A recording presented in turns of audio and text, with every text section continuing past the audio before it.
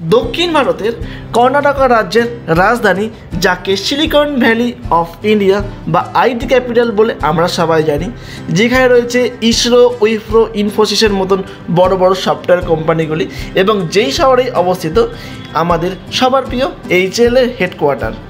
যেই শহরটি ভারতের পঞ্চম জনবহুল শহর হিসেবে পরিচিত। হ্যাঁ, আজকে আমরা কথা বলবো ব্যাঙ্গালোর শহরকে নিয়ে, যেখানে বহু মানুষ আসেন চাকরি করতে, বিজনেস করতে বা চিকিৎসা করাতে। আর যেই কাজই আসুন না কেন, আপনি এই শহরের ওয়েদারের প্রেমে পড়বেনই। বছরের প্রায় সব সময় এখানে একই ওয়েদার, না ঠান্ডা না গরম। এই রাজ্যে বেশিরভাগ মানুষ কন্নড় ভাষায় কথা বলে, তাই অফিসিয়ালভাবে বেঙ্গালুরু হলেও চলতি কথায় কিন্তু আমরা সবাই বেঙ্গালুরু হিসেবেই জানি। তো চলুন আজকে আমরা জেনে নেব ব্যাঙ্গালোরের টপ 5টা ট্যুরিস্ট প্লেস। তার আগে কিন্তু আমার এই ছোট্ট চ্যানেল এই কাউন্টিং স্টেপকে একটা লাইক আর সাবস্ক্রাইব করে এই চ্যানেলটার পাশে থাকবেন। এই ব্যাঙ্গালোর ভ্রমণে আমি তোমাদের সামনে প্রথমেই তুলে ধরব Lalbagh botanical garden. Lalbagh botanical garden, যেটা ব্যাঙ্গালোরের অন্যতম প্রধান আকর্ষণ। শহরের কেন্দ্রস্থলে অবস্থিত 240 একর জমি নিয়ে ফুলের সাম্রাজ্য এই লালবাগ, যেখানে রয়েছে লন্ডনের হাইড পার্ক দ্বারা অনুপ্রাণিত একটি গ্লাস হাউস। এখানে 15ই আগস্ট এবং 26শে জানুয়ারি ফ্লাওয়ার শো হয়। তোমরা যারা ফুলপ্রেমী তারা একবার এই দিনে একবার আসতে পারো। ফুল দ্বারা বীণা, ময়ূর, হাতি, তাছাড়াও বিশাল একটি ঘড়িও নির্মিত হয়েছে। এছাড়া রয়েছে এই লালবাগে পুরাতন কিছু গাছ এবং গাছ দ্বারা বিভিন্ন শিল্পকর্ম। এই বাগানে রয়েছে বিশাল বড় একটি পাথর এবং দক্ষিণে রয়েছে একটি বিশাল বড় হ্রদ। সব মিলিয়ে একদিনে ঘুরে দেখার জন্য এটি একটি পারফেক্ট জায়গা।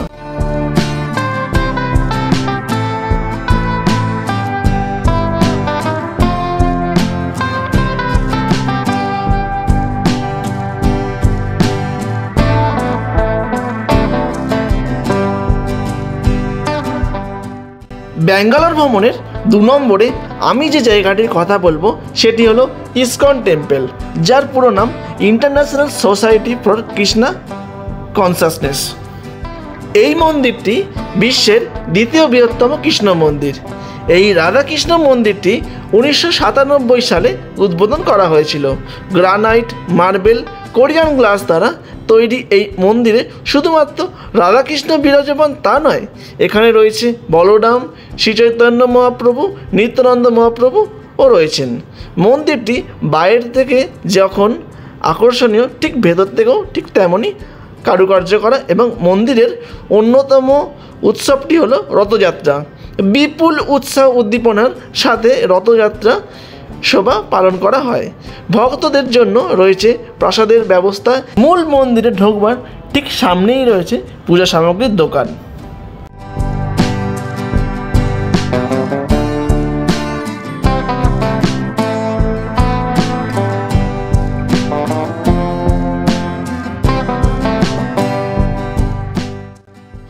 ব্যাঙ্গালোর ভ্রমণের আমার পরবর্তী উপস্থাপনা, আমি যে জায়গাটির কথা তোমাদের সামনে বলবো সেটি হলো বানেরঘাটা ন্যাশনাল পার্ক। বিস্তীর্ণ এলাকা জুড়ে এই ন্যাশনাল পার্কটিতে বাঘ, সিংহ থেকে শুরু করে কুমির, হাতি, জিরাফ, জেব্রা, বিভিন্ন সাপ এবং পাখি সব কিছুই রয়েছে। এইখানে আরেকটি মজাদার জিনিস হলো জঙ্গল সাফারি।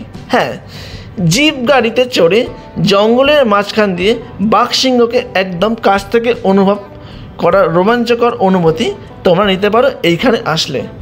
কোথা দিয়ে একটা গোটা দিন এনজয় করে কাটিয়ে দেবে তোমরা বুঝে উঠতে পারবে না। তবে এখানে এন্ট্রি ফি রয়েছে। সোম থেকে শুক্রবার 300 টাকা উইথ সাফারি, চিলড্রেন্স এবং সিনিয়র সিটিজেন আলাদা প্রাইস। সব মিলিয়ে পার্কটি ব্যাঙ্গালোরের খুব আকর্ষণীয় জায়গা। তোমরা যদি এখানে এসে থাকো তাহলে কিন্তু বুঝেই যাবে।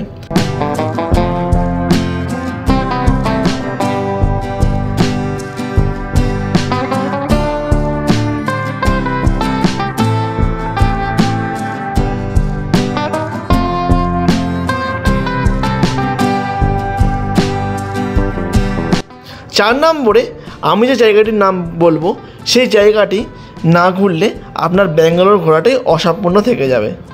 ব্যাঙ্গালোর প্যালেস। রাজকীয়তার অপর আর এক নাম।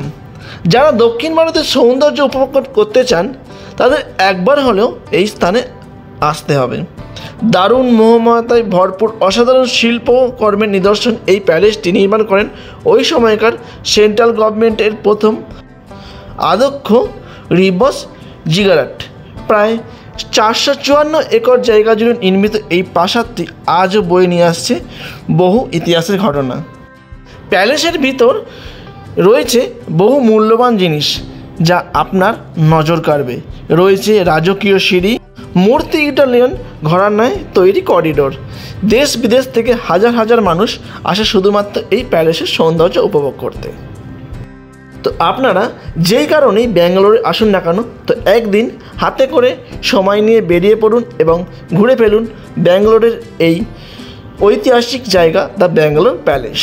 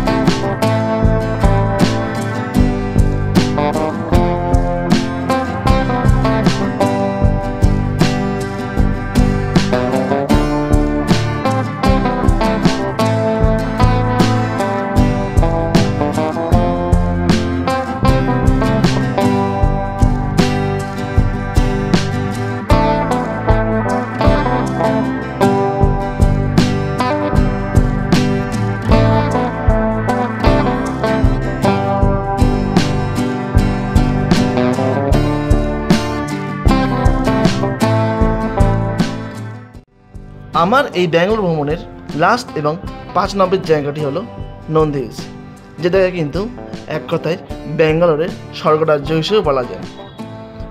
এটি একটি হিল স্টেশন যেটি ব্যাঙ্গালোর থেকে মাত্র 60 কিলোমিটার দূরে অবস্থিত। এই পাথরের প্রধান আকর্ষণ হলো সূর্যোদয় এবং মেঘের সমুদ্র তটের যেন এক স্বর্গরাজ্য। এই নন্দী হিলস থেকে সূর্যোদয় এবং সূর্যাস্ত দুটোই লাগে খুব অপূর্ব। যারা প্রকৃতিপ্রেমী এবং ফটো লাভার তাদের কিন্তু এইখানেতে ভিজিট একবার করতেই হবে। আর এই জায়গাটার প্রধান মূল আকর্ষণ হল নন্দী হিলস। এই হিলসের ওপরে একটি শিবের মন্দির আছে, সাথে হনুমানজির মন্দিরও আছে। আর এই হিলসে আসতে গেলে তোমরা যদি সূর্যোদয় দেখতে যাও তাহলে কিন্তু ভোরবেলা 3টা থেকে আমাদের ব্যাঙ্গালোর থেকে বেরিয়ে পড়তে হবে। তুমি যদি 3টার সময় ব্যাঙ্গালোর থেকে বেরো তাহলে কিন্তু ঠিক 5টার সময় পৌঁছে যাবে আমাদের এই নন্দী হিলসে। আর নন্দী হিলসের সারা বছরের ওয়েদার কিন্তু এক থাকে না। আপনি যখন যাবেন তখন প্রত্যেকবারে আলাদা রকম ওয়েদার। ঠিক লাস্টবার আমরা যখন গিয়েছিলাম একবার পেয়েছিলাম শীতকালের মেঘের থেকে সূর্যোদয় দেখতে পেয়েছিলাম, আর একবার পেয়েছিলাম অকালে বর্ষণ।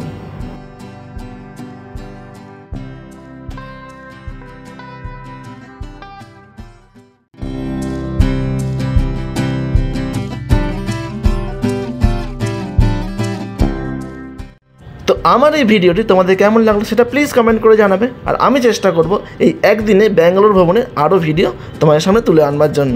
দেখা হচ্ছে পরের ভিডিওতে। ততক্ষণের জন্য ভালো থেকো, সুস্থ থেকো, আর আমার এই ছোট্ট চ্যানেল কাউন্টিং স্টেপসের পাশে থেকো।